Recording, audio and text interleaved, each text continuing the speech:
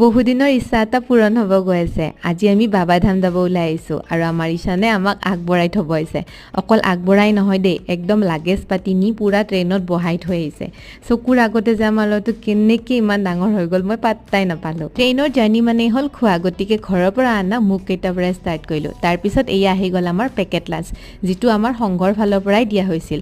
আৰু ইয়াত দিয়া হৈছিল পুৰি, কাবুলী বুটৰ এটা চব্জি আৰু এটা লালমোহন। প্ৰায় 3 বজাৰ লগে লগে আমাৰ ট্ৰেইন ষ্টাৰ্ট দিলে।